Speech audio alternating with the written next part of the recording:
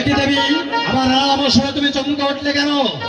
সে তোমার আশায় যে আমি একজন 12 বছর ধরে কেন বসে রয়েছি। আমার আশায় একজন 12 বছর ধরে বসে তোমার আছো? আশায়। কেন? কিসের আশায় বসে আছো? সে তোমার হাসে যে একমাত্র পূজা পেলে যে আমার সে বিয়ের বর মিলবে। আমার হস্তের 2.5 মুষ্ঠ পুজো পেলে তোমার বিয়ের বর মিলবে। বিয়ের ভর মিলবে?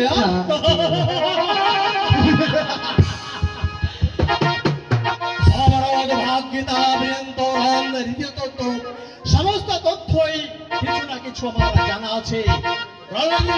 ঋষি বলেছেন নিত্য নিত্য নিমিত্ত কিন্তু আমি জানতে চাই কেনই বা তুমি আমার হস্তের 2.5 মুষ্ঠ মারত করলে পূজা? সে যে আমার পিতা থান লেখু। ঠিক আছে ঠিক আছে, তবে আমার একখানা শর্ত আছে। কি সত্য বলুন? তুমি আমার সঙ্গে চলে এসো, আমি তোমাকে পূজা দেবো। বেশ চলো। বন্ধু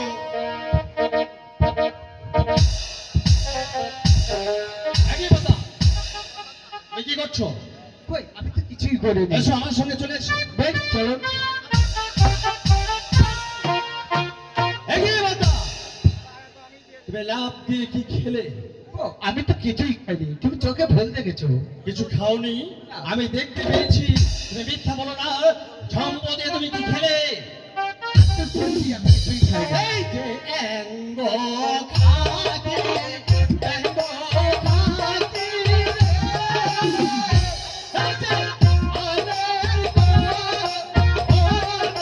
কাছা, এই যে মনের হাসে, তোমার নিদা মনে গো, আশা,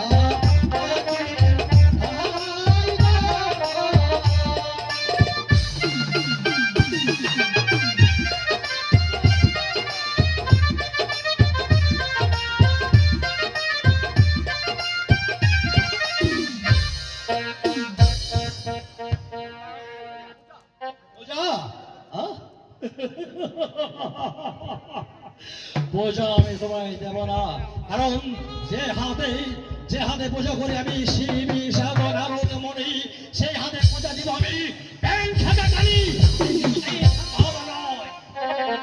তুমি পূজা দিবে না? না, তবে পূজা যদি না দাও তবে আমি যুদ্ধ করে পূজা আদায় করে নেবো। আমার সঙ্গে যুদ্ধ করে তুমি পূজা নেবে? বেশ, এবার চেষ্টা করে দেখো আমার হাত থেকে পূজা নিতে পারো কিনা। হাই খোদা, আমি তো নিরস্ত্র। যদি আমাকে কেউ একটু অস্ত্র দান করতো তবে সাধারণ সাথে যুদ্ধ করে আমি পূজাটা আদায় করে নিতাম। ভয় নেই ভাগ্নে, এই তোমার অর্জুন বাবা বেঁচে থাকতে তোমার কখনো কোনো ভয় নেই। ভাগ্নে, আমি তোমাকে অস্ত্র দিচ্ছি, সেই অস্ত্র দিয়ে যুদ্ধ করে তুমি চন্দ্রসেনের হাত থেকে পূজা আদায় করে নেবে। চলো। অর্জুন, এই দিন কখনো শোধ করতে পারবো না। অস্ত্র অর্জুন, আজটা তুমি ভালো করে না, সে আমার শত্রু, আর শত্রুকে মুক্ত করে দিয়ে তুমি তার হাতে হাতিয়ার তুলে দিলে। বন্ধু, সে আপনার শত্রু হতে পারে, সে যে আমার আপন ভাগ্নি। বেশ, কথাটা আমার মনে থাকবে। ঠিক আছে বন্ধু, আমার আপন ভাগ্নি, আমি হস্তের বন্ধন খুলে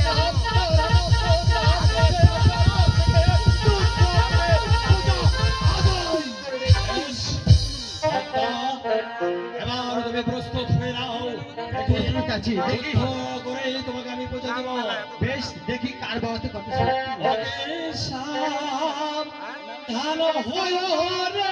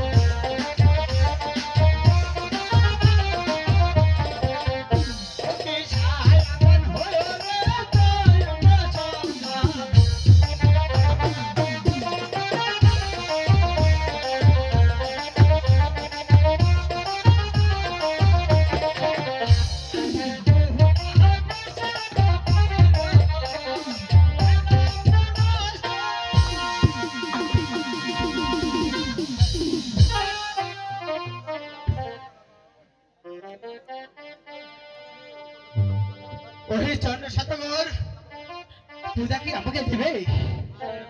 হ্যাঁ, হ্যাঁ দেবী, হ্যাঁ। আমি আমি তোমার কাছে হেরে গেছি, আমি তাই তোমাকে আমি পুজো দিব, কিন্তু কিন্তু আমার একটি শর্ত আছে। কি শর্ত বলুন? তুমি আমার কাছে হাঁটু গেলে বসে হাত জোড় হাত করে বলেছি অনুরোধ করে যদি আমার কাছে ভিক্ষার সাহায্য করো পুজো, তবেই পেয়ে দেবো। বেশ, আমাকে পূজা দিবে তো? নিশ্চয়ই দেবো। বেশ চন্দ্রশেখর কখনো মিথ্যা বলে না। বেশ, তবে আমি হাত জোর করছি। হ্যাঁ, করো।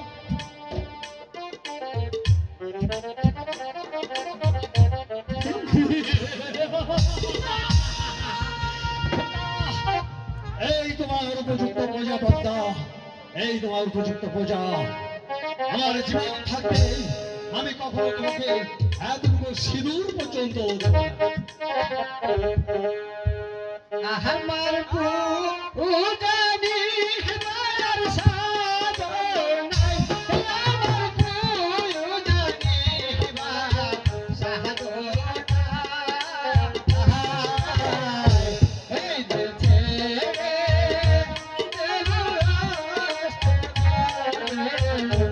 দেশে ফিরে আমার পূজা নিবার সাধনাই,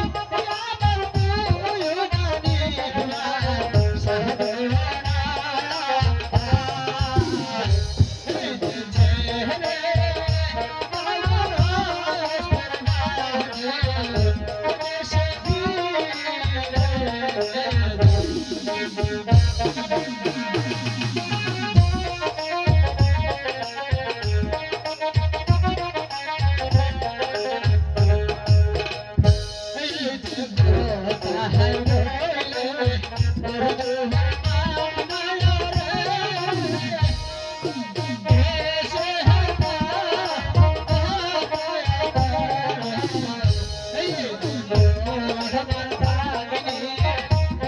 সাধনাই,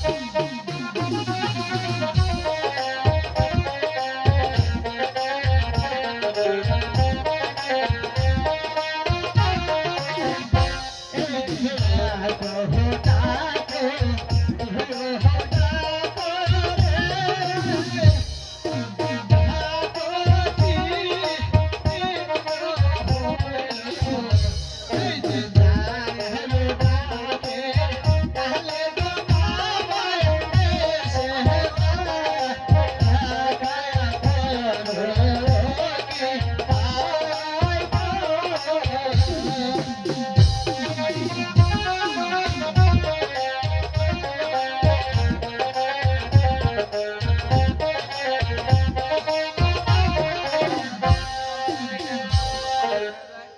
এই যে ভাবি, তোমার কি হয়েছে? তোমার হাতে বন্ধন কেন? চন্দ্রশেখর বাবা চলে বলে করছিলে, আমার হাতের বদলটা দিয়েছে বাবা। কি চন্দ্র সৌদাগর তোমার হাতে বন্ধন দিয়েছে? আমি আমি এই মুহূর্তে তোমার হাতের বন্ধন খুলে দিচ্ছি।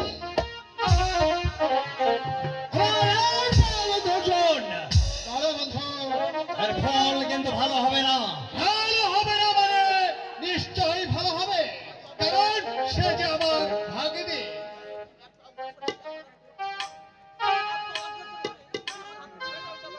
আপনি যদি এক পা অগ্রসর হন, তাহলে আমার হাতের তরবারি দিয়ে আপনার মাথায় আমি দ্বিখণ্ডিত করে দেব। নাও বন্ধুরা, বেইমানি করো না। বেঈমান, বেঈমান ওই বন্ধু, বেঈমান ওই। তুমি পদ্মাকে পুজো দিতে চেয়েছিলে, আর তার বিনিময়ে তাকে বন্দী করেছে। এসো এসো ভাগ্নি, আমি তোমাকে মুক্ত করে দিচ্ছি। তুমি এখান থেকে চলে যাবে কেমন? বেশ বাবা। আচ্ছা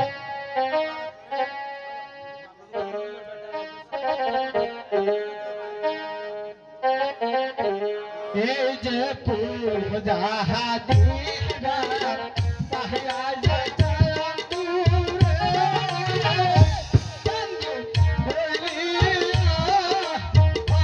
বলিয়া এই যে নিজের হাতে আগুনের জ্বালা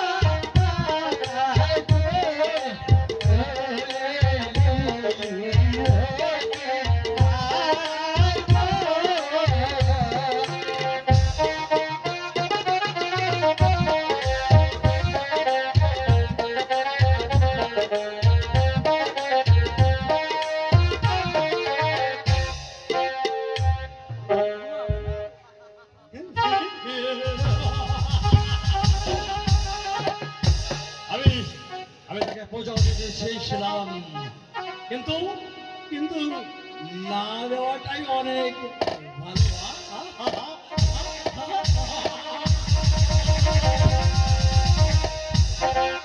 একই কথা, তুমি আমার পথ আগলিয়ে দাঁড়ালে কেন?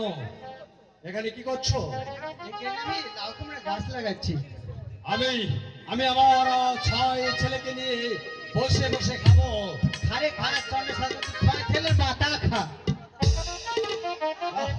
এই দেখছি আমার পাঁচ কুটি দিয়ে ছাড়বে না, আর কোনো বিড়ম্বনা করে এই মুহূর্তে আমি গৃহে ফিরে যাই। কি কথা? তুমি এখানে বসে বসে কি করছো? আমি এখানে মাটি করে ঘর করবো। আমি ছয় ছেলেকে নিয়ে বাড়ি